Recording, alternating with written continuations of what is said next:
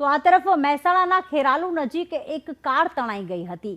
લાલાવાડા નજીક પાણીના પ્રવાહમાં કાર તણાતી જોવા મળી। કોઝવે પરથી આ કાર પસાર થવાનો પ્રયાસ કરી રહી હતી, પરંતુ પાણીનું વહેણ એટલું હતું કે કાર તણાઈ ગઈ હતી। જોકે સ્થાનિકોએ કાર ચાલકનું રેસ્ક્યુ કર્યું હતું। કાર જ્યારે કોઝવે પરથી પસાર થઈ રહી હતી, એક સ્થળેથી બીજે જઈ રહી હતી, ત્યારે વચ્ચોવચ્ચ પાણીનો ભરાવ થતા આ કાર તણાવા લાગી હતી। જોકે તરત જ સ્થાનિકો ત્યાં પહોંચી ગયા હતા અને જે કાર ચાલક હતો તેનું રેસ્ક્યુ કરી અને તેને બચાવી લેવામાં આવ્યું છે।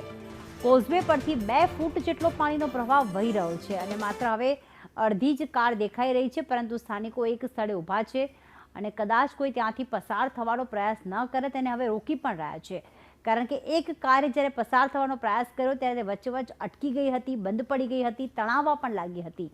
ત્યારે રોડ બંધ થતા વાહન ચાલકો તો અટવાયા, ત્યારે આ કાર તણાઈ સ્થાનિકો દ્વારા રેસ્ક્યુ કરવામાં આવ્યું।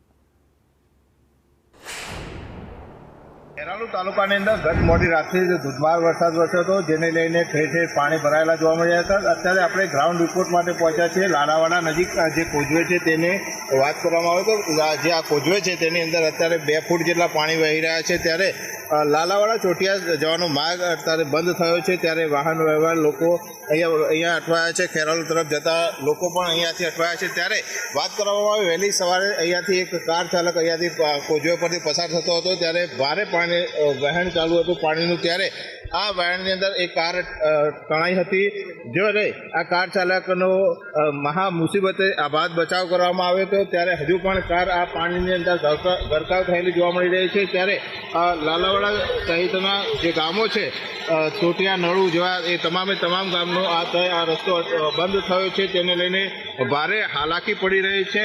અને અત્યાર સુધીમાં ખેરાલુ પંથકની અંદર 3 ઇંચથી વધુ વરસાદ ખાબક્યો છે, જેને લઈને હાલ નદી નાળાઓ વહેતા થયા છે।